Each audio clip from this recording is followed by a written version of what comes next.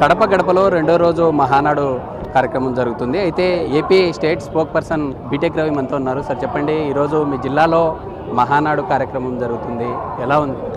మహానాడు అందరూ అనుమానాలను పటాపంచలు చేస్తూ, అంటే మాకైతే లేదు కానీ అందరూ ఇది కడప జిల్లా కదా అక్కడెందుకు పెట్టుకున్నారు, అంటే వసతి కార్యక్రమాలు ఏమైనా ఇబ్బంది పడతారేమో, వాతావరణం ఏమైనా అనుకూలించదేమో, ఇలాంటివన్నీ సందేహాలు ఉన్నాయి.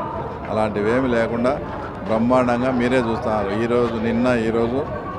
నిన్న ఈరోజు ఇంకా అద్భుతంగా కూడా రేపు చూడండి 5 లక్షల మందితో భారీ బహిరంగ సభ కన్నీ విని ఎరగని రీతిలో ఉంటుంది.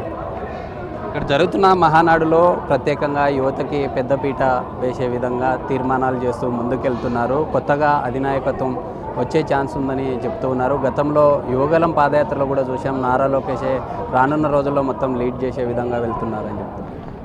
పార్టీలో సీనియర్లను తర్వాత యువతను కలుపుకొని పోయే విధంగా మంత్రివర్గం కూడా చూడండి, మీరు అలాగే చేశారు.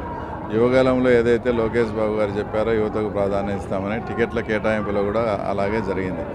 ఇప్పుడు కూడా మా లీడర్స్లో అందరి అభిప్రాయం ఏంటంటే చంద్రబాబు నాయుడు గారు రాష్ట్ర ఫైనాన్షియల్ పరిస్థితి కూడా చాలా బాగలేదు, దీన్ని ఒక అభివృద్ధి పథంలో నడిపించాలా, అడ్మినిస్ట్రేషన్ పరంగా కూడా ఆయన ఆ పనులు అవన్నీ చూసుకుంటే రాష్ట్ర అభివృద్ధి గురించి పార్టీ నిర్మాణము కార్యకర్తల మనోభావాలకు అనుగుణంగా కార్యకర్తలకు ఏ ఇబ్బంది లేకుండా ఇదంతా చూసుకోవడం అనేది లోకేష్ బాబు గారికి బాధ్యతలు అప్పచెప్తే బాగుంటుందని మేమందరం కూడా మనస్ఫూర్తిగా కోరుకుంటా ఉన్నాం.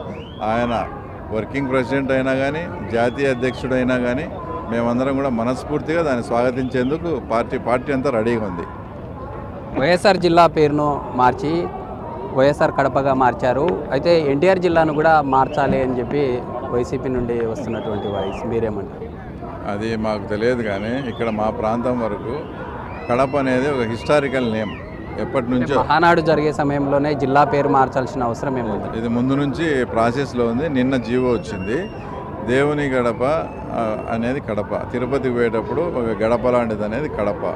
ఇది హిస్టారికల్ నేమ్, ఎప్పటి నుంచో దీనికి బ్రిటిష్ కాలంలో కూడా కర్నూలు జిల్లాలో ఉండే కొన్ని ప్రాంతాలు కలిపి కూడా కడప ఆధీనంలో ఉండి కడప కలెక్టర్గా కూడా ఉండి చాలా హిస్టారికల్ నేమ్. దాన్ని మీరు వచ్చి వైఎస్ఆర్ జిల్లాగా, అంటే కడప తీసేసి పెట్టడం ఎవరికి నచ్చలే. వైఎస్ఆర్ కడప జిల్లా అనండి ఇప్పుడు, దానికి అభ్యంతరం లేదు. వైఎస్ఆర్ను కంప్లీట్గా తీసేసి కడపను మీరు ఉత్త వైఎస్ఆర్ జిల్లాగా అనేది ప్రజలకు మా కడపకు ఉండే చారిత్రాత్మకమైన ఆ పేరు పోతా ఉంది.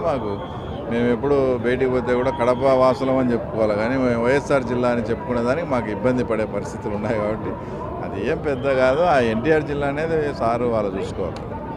కూటమి ప్రభుత్వం అధికారంలోకి వచ్చిన తర్వాత ఏదైతే ఈ రెడ్ బుక్లో కొన్ని నేమ్స్ గతంలో వైసీపీ ప్రభుత్వ హయాంలో ఉన్న వారికి గతంలో నేమ్స్ ఉన్నాయి, కొందరికి మాత్రమే వారి మీద చర్యలు తీసుకున్నారు. రానున్న రోజుల్లో మహానాడు జరిగి అనంతరం తర్వాత ఏదైనా చర్యలు తీసుకునే ఛాన్స్? రెడ్ బుక్లో పేర్లు ఉన్నాయి, వాళ్ళ మీద కక్ష సాధింపు చర్యలు, ఇవన్నీ ఊరికే బయట ప్రచారం తప్ప ఏం లేవు. ఇప్పుడు ఎంతసేపు ఉన్నా కూడా వాళ్ళు గతంలో ఏం తప్పులు చేశారు. ఉదాహరణకు వంశీనే తీసుకోండి, పార్టీ ఆఫీస్ మీద దాడి జరిగిందా లేదా, అతను దొంగ ఇళ్ల పట్టాలు చేసినాడా లేదా, ఆ తర్వాత వాళ్ళు ఎవరినో కిడ్నాప్ చేసి అవన్నీ చేసినాడా లేదా, అవన్నీ చేసినాడు కాబట్టి అతను లోపల ఉన్నాడు. 1 by 1 బెయిల్ కూడా వస్తుంది, ఇంకా కూడా అంతేగాని అది కక్ష సాధింపు కాదు, అతను చేసిన తప్పులు అంతే. అట్లా ఎవరు చేసిన తప్పులకు వాళ్ళ మీద చట్ట ప్రకారం రొటీన్ ప్రొసీజర్లో భాగంగా జరుగుతూ ఉన్నాయి. ఇప్పుడు నిన్ను టార్గెట్ చేసి నిన్నే లోపలేయాలా నిన్నే అనేది లేదు. అది మన తెలుగుదేశం పార్టీ సాంప్రదాయమే కాదు. అలాంటి సాంప్రదాయమే ఉండి చంద్రబాబు నాయుడు గారు కన్నా నాకు పవర్ ఇస్తే వైఎస్ కుటుంబంలో ఎవరు కూడా మిగలరు. అలాంటి సాంప్రదాయం లేదు, అలాంటి వాటికి ఆయన ఒప్పుకోడు కూడా. అయితే ఎలా ఉందంటారు? అంటే ఎన్నికలు జరిగిన తర్వాత మీ పులివెందుల కాన్స్టిట్యున్సీలో ఎలా ఉంది? పులివెందుల కాన్స్టిట్యున్సీలో కొన్ని అత్యవసరమైనవి చేయాల్సినవి ఉన్నాయి. అవన్నీ కూడా ఈ మహానాడు ద్వారా తీర్మానాల ద్వారా పంపించాము. అవన్నీ కన్నా చేసుకోగలిగి రాబోయే స్థానిక సంస్థలు ఇలాంటి వాటిల్లో కూడా సక్సెస్ అయ్యి అప్పుడు ప్రజల దగ్గరికి పోతే మాకు ఏదన్నా మంచి ఫలితం వస్తుందని ఆశిస్తూ ఉన్నాం.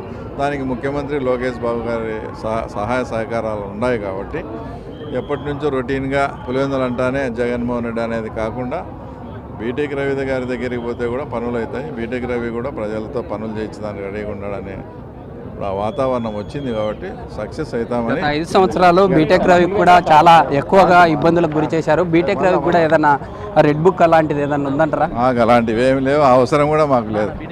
రైట్ మా అయితే చూస్తున్నాం కదా, ఇప్పటికే ఈ కూటమి ప్రభుత్వం అధికారం చేపట్టిన తర్వాత ఖచ్చితంగా కడప అనేది ఒక రాయలసీమ ప్రాంతంలో ఉన్నటువంటి పేరే కాదు, రానున్న రోజుల్లో ఖచ్చితంగా ముందుకెళ్తాము. యువతరం ఏదైతే ఇప్పుడు జరుగుతున్నటువంటి మహానాడు కార్యక్రమంలో యువతరానికి పెద్దపీట వేసేలాగా టీడీపీ ప్రభుత్వం ముందుకెళ్తుంది అని చెప్తున్నటువంటి